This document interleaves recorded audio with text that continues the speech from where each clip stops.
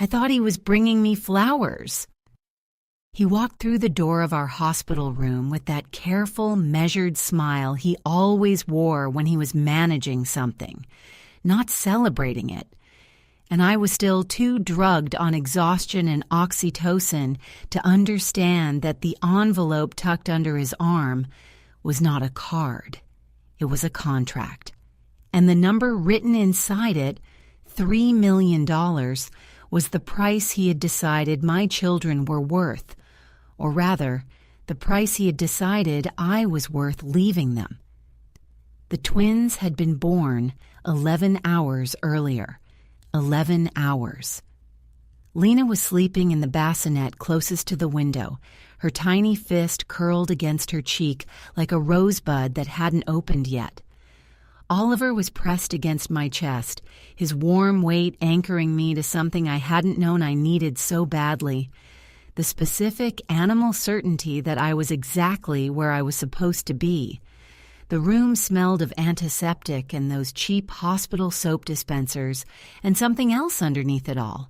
Something warm and milky and new, the smell of lives that had only just begun. I remember the light coming through the blinds in long, pale strips across the linoleum. I remember thinking, this is the best day of my life.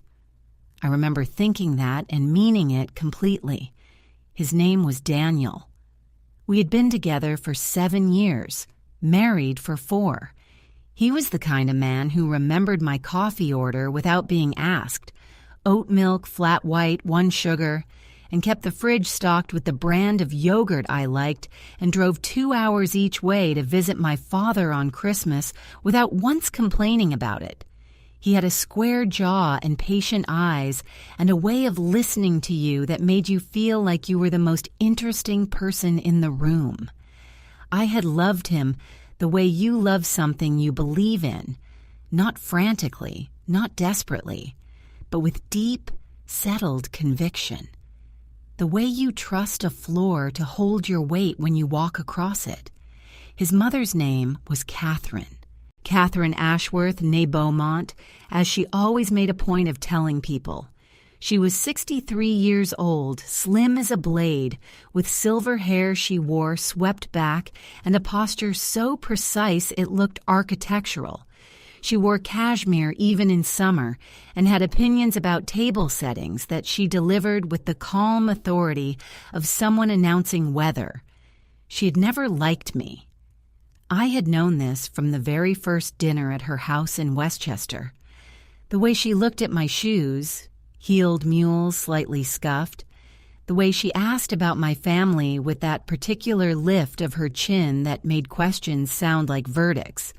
But she had been manageable, politely hostile in the way that certain women are hostile, with a smile, with graciousness, with a kind of passive freezing out that is impossible to protest without sounding unhinged. Daniel had always said I was too sensitive about her. "She's just old-fashioned," he would say, folding his newspaper the way he folded every disagreement, neatly, with finality, placed somewhere out of sight. "She loves you. She just doesn't always know how to show it." I had nodded and cleared the table and told myself he was probably right. I told myself that for 4 years. The first time I noticed something was wrong, genuinely wrong, not just Catherine being Catherine, was about 6 weeks before the twins were born. I had been on maternity leave for 2 weeks already, enormous and slow-moving and deeply grateful to be away from my office.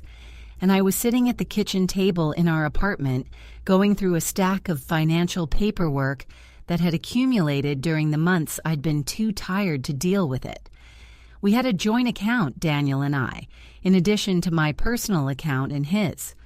The joint account was used for household expenses, groceries, utilities, the kind of life maintenance that accumulates invisibly.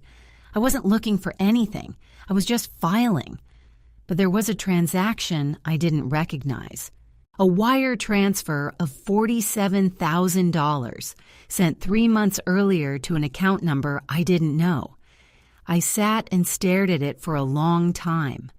$47,000 was not an insignificant amount. It was not the kind of thing you paid for a car repair or a forgotten credit card bill. I took a photo of the statement with my phone.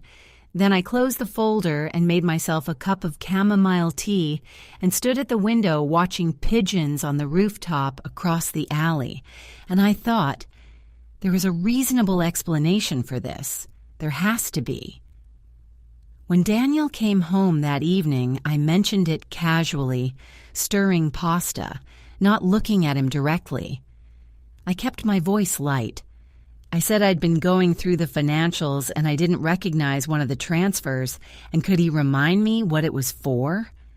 I felt him pause behind me, a half-second pause, the kind that wouldn't mean anything to someone who wasn't paying attention. Then he said it was a deposit for a surprise, a vacation he was planning for after the babies came, a villa in Tuscany. He'd been saving the details. He said it with warmth, with that smile in his voice, and I turned around and he was standing there looking exactly like himself, exactly like the man who remembered my coffee order, the man who drove 2 hours on Christmas. And I believed him. I put the pasta in bowls and I believed him entirely, but I kept the photo on my phone. The next strange thing happened 2 weeks later. Catherine came for dinner. She often did in those weeks, presenting herself as helpful, appearing with casseroles and glass dishes, and concerned questions about my iron levels, installing herself in our living room with the quiet permanence of furniture. That evening, while Daniel was washing up and I was sitting on the couch too tired to do anything but breathe, Catherine sat down across from me and folded her hands in her lap and smiled and said, "I hope you've been thinking about the future, Sarah. Practically, I mean.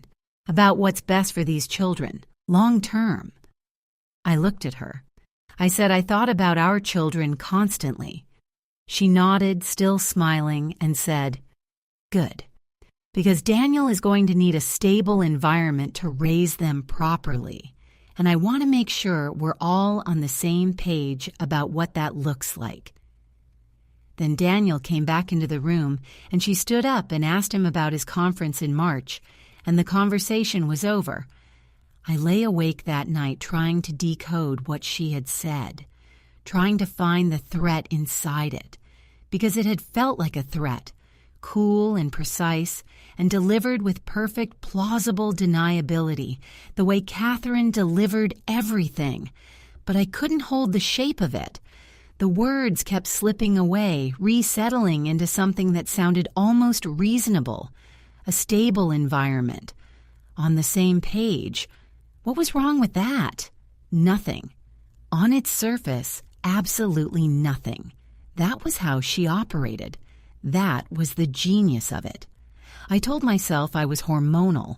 11 days from my due date, 2 babies pressing on every organ I had, sleeping in 3-hour increments, subsisting on iron supplements, and the particular low-grade terror of impending motherhood. Of course I was reading threat into things. Of course my nervous system was in overdrive. I made myself stop thinking about it and focused on getting through the next 11 days. And then the twins arrived, and the world split open into something so enormous and luminous that everything else, the wire transfer, Catherine's words, the half-second pause, dissolved entirely. For 11 hours, I forgot to be afraid. He came in at 2 p.m. I had just finished nursing Oliver for the second time, my whole body humming with that specific, bone-deep tiredness that feels, paradoxically, like fullness. The nurse had dimmed the lights when she left. Lena was sleeping. Oliver was sleeping. The room was very quiet except for the soft mechanical hiss of the hospital equipment and the distant sound of wheels on linoleum in the corridor outside. Daniel walked in, and I smiled at him. My husband, the father of my children, The man who remembered my coffee order. He was wearing the navy blazer I'd bought him for his birthday 2 years ago, and he had shaved carefully, which struck me as odd.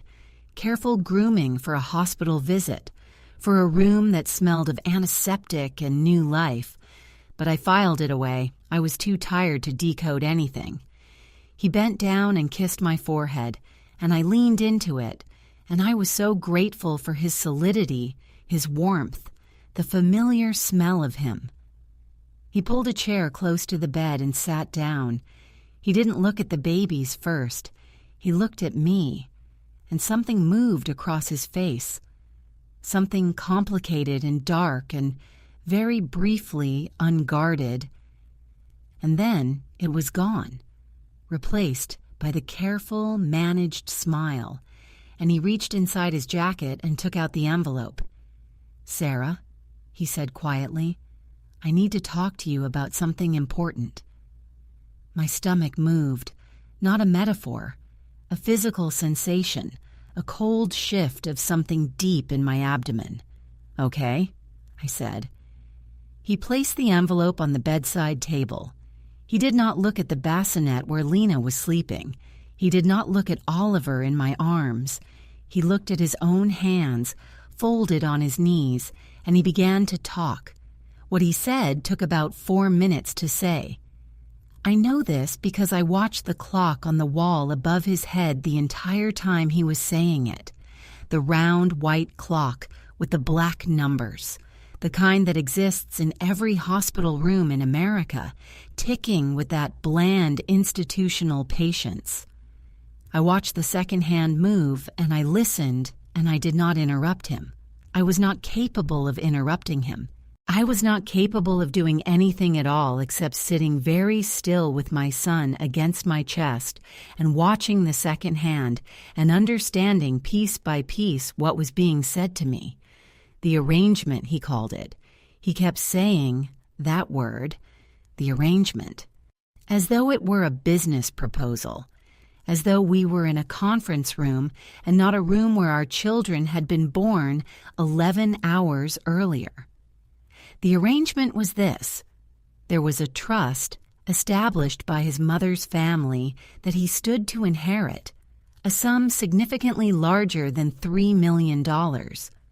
The condition of the inheritance was that any children Daniel fathered must be raised within what the original trust documents called a unified family structure, which in practice meant his mother's household, her oversight, her rules.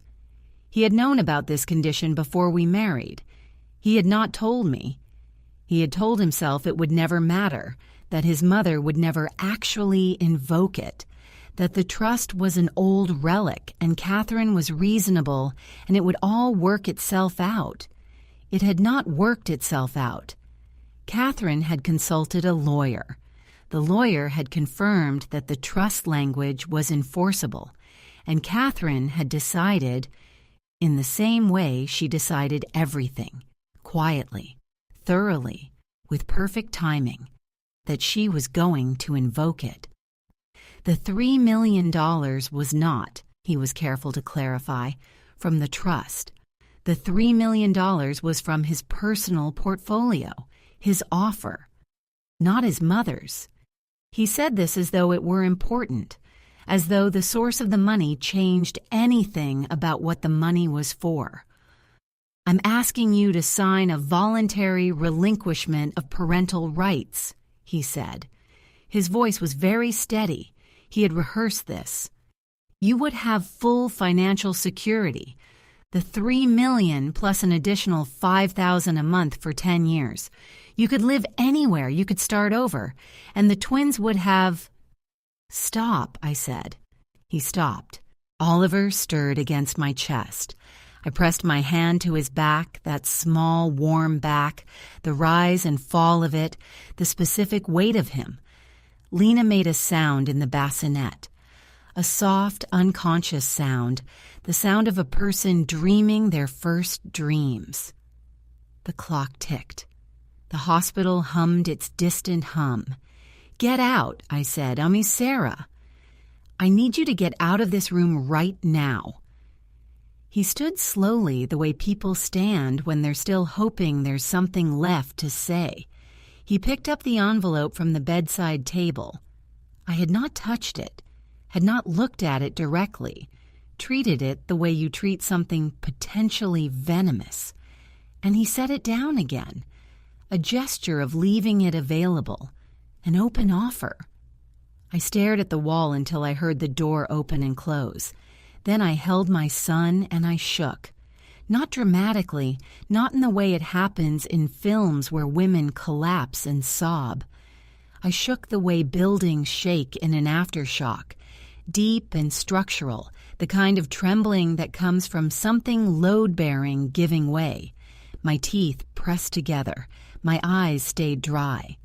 There was no room for tears yet. There was only the shaking, and Oliver's weight, and the clock on the wall, and the terrible clarity of understanding that the floor I had been walking across for 7 years had never been floor at all. I pressed the call button for the nurse. When she came, I asked her very calmly to please make sure my husband was not allowed back into the room without my explicit permission. She looked at me for a moment, a trained, professional look, the kind that nurses develop for situations they have seen before. And she said, of course, and she made a note, and she left. I was grateful for her efficiency. I was grateful she didn't ask me any questions I wasn't ready to answer. I didn't sleep that night. I fed the twins and changed the twins and lay in the mechanical hospital bed staring at the ceiling and began, very carefully, to think, not to feel. Feeling could come later. Feeling would be there waiting for me. I knew that. But right now, I needed to think. I needed to understand exactly what I was dealing with, every dimension of it before I made a single move. Because I had made the mistake for 4 years of underestimating Catherine Ashworth. I was not going to make that mistake again. My father's name was Robert. He was a semi-retired attorney. Property law mostly, but with 40 years of general practice underneath that made him useful in ways that went beyond his specialization. He was 67 and steady as granite, and had never, in my entire life, panicked about anything. I called him at 7 in the morning, when the thin gray light was starting to come through the blinds, and both twins were finally, briefly asleep. I told him everything. All of it. The wire transfer, Catherine's words 6 weeks ago, the envelope, the 4 minutes of Daniel's careful, rehearsed voice.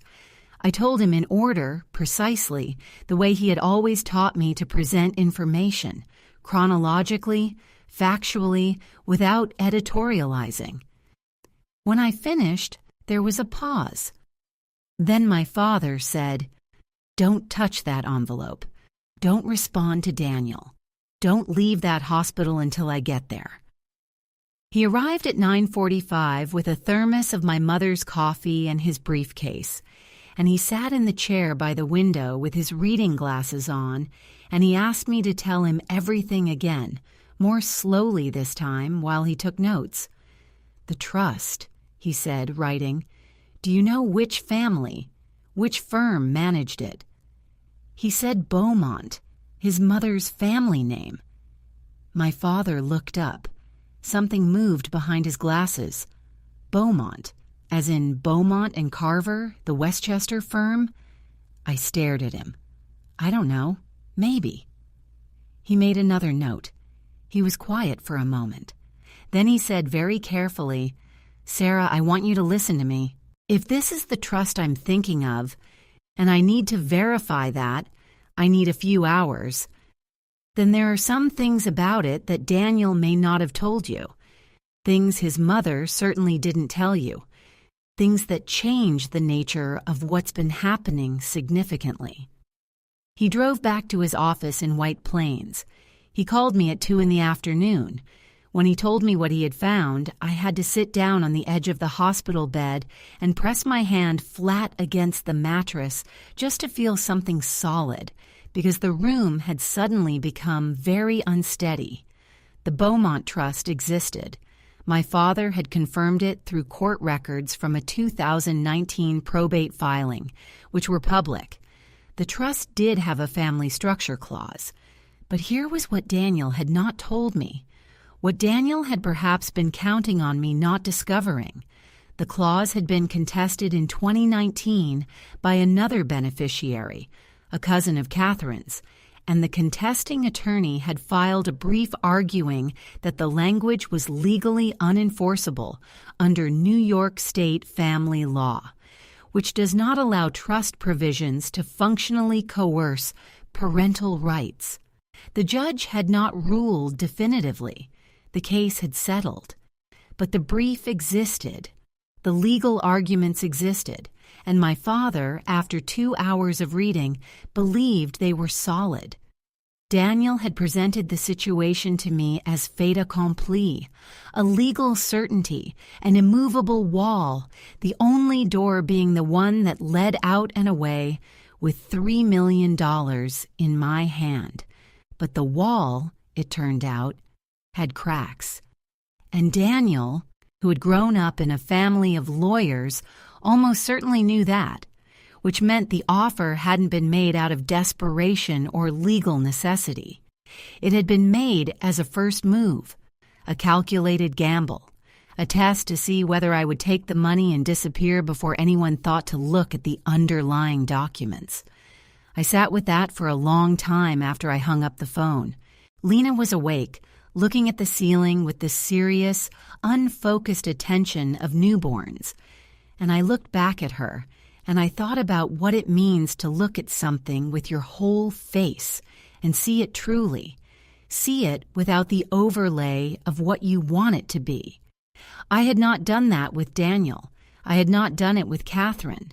I had been too busy telling myself that the floor was solid. Never again. Daniel came back the following morning. He had called 3 times the night before. I had not answered. He appeared at the door of my room with red eyes and a look of manufactured devastation that I recognized now for what it was. Not grief exactly, but the performance of grief. The face he put on when he needed me to feel responsible for his pain. I had seen it before. I had always responded to it before. It had worked every single time. I let him sit down. I waited until he had finished a prepared speech about how much he loved me, how desperate the situation was, how he had no choice, how he hoped I understood. He used the word love 11 times. I counted.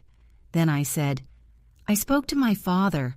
I know about the 2019 contesting brief. I know the clause is challengeable. I know you knew that when you wrote the number 3 million on that piece of paper and brought it into this room. The red eyes went very still. I also know, I continued, about the wire transfer in October. $47,000 to an account I didn't recognize. I've had 3 days to think about what that might have been for, and my best guess, given everything, is that it went to whatever attorney your mother hired to draft that relinquishment document, which would mean the planning for this started before the babies were born, which would mean, Daniel, that you sat with me every night for the last 3 months of my pregnancy, knowing what was coming. Knowing what you were going to do. He opened his mouth.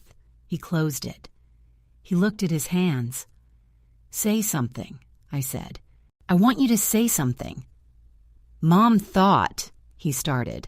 He stopped. She said it was the only way to protect. Your mother, I said quietly, is not in this room. You are in this room. I am asking you. The silence that followed was the longest I have ever sat inside. It was not an empty silence. It was full of 7 years, full of the coffee order and the Christmas drives and the way he had held my hand in the delivery room and cried, actually cried when the babies came. full of all the times I had told myself I was too sensitive, too paranoid, too hormonal, too much. The silence held all of it, and it was unbearable, and I did not look away from him.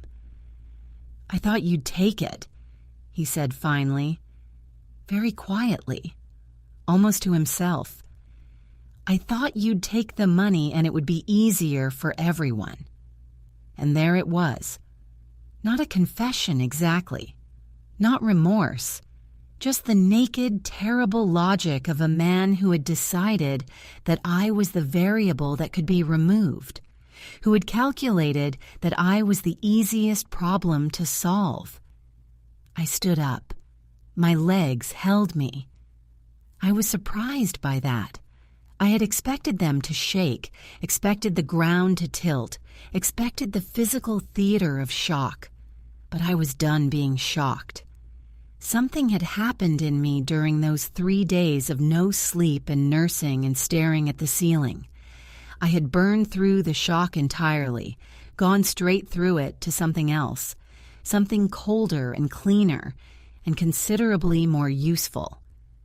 "Here's what's going to happen," I said. "You're going to leave. You're going to call your mother and tell her that I'm not signing anything. You're going to have your attorney contact my father, and then we're going to go through every single document, every single account, every single communication between you and Catherine for the last 12 months, and we're going to determine together, in a court of law, if necessary, what is in the best interest of these children." I picked up the envelope from the bedside table. I looked at it for a moment. $3 million in a manila envelope, the price of my absence. And then I walked to the small hospital trash can by the door and dropped it in. "We're done here," I said. What followed was not quick, and it was not clean, but it was thorough. My father's attorney colleague in family law filed an emergency protective motion within 48 hours of my discharge from the hospital, citing the wire transfer as potential financial misconduct and requesting full disclosure of all accounts and transfers for the preceding 18 months. Daniel's attorney, a Beaumont and Carver man, as it turned out, the same firm that managed Catherine's trust, a conflict of interest my father identified with quiet satisfaction within the first week, withdrew from the case 11 days later. The trust clause challenge took 4 months, and a judge who had, it emerged, seen the specific clause in litigation before. She ruled it unenforceable. She said so in writing, in terms that were brief and unsentimental. I read her ruling 3 times. The $47,000 was traced. It had not gone to an attorney. It had gone to Catherine directly. A transfer that Daniel, under oath in a deposition, admitted to making at her request for what he described as estate planning purposes. My attorney described it differently. The word she used was fraud. Catherine Ashworth did not lose everything. I want to be precise about that, because this is not a story where the villain is reduced to rubble. That is not how these things work in reality, and I promised myself I would tell this truly. What she lost was control. The specific, suffocating, decades-long control she had exercised over her son, her family, her version of how the world was supposed to be arranged. The trust was challenged and its problematic clauses severed. The money she had received from Daniel was returned to our joint estate as part of the divorce settlement. And Daniel himself, Daniel, who had looked at his hands in a hospital room and said, "I thought you'd take it," signed a co-parenting agreement that gave me primary residence and full legal decision-making authority for Lena and Oliver until they were 12, at which point the arrangement would be reviewed. He cried at the signing.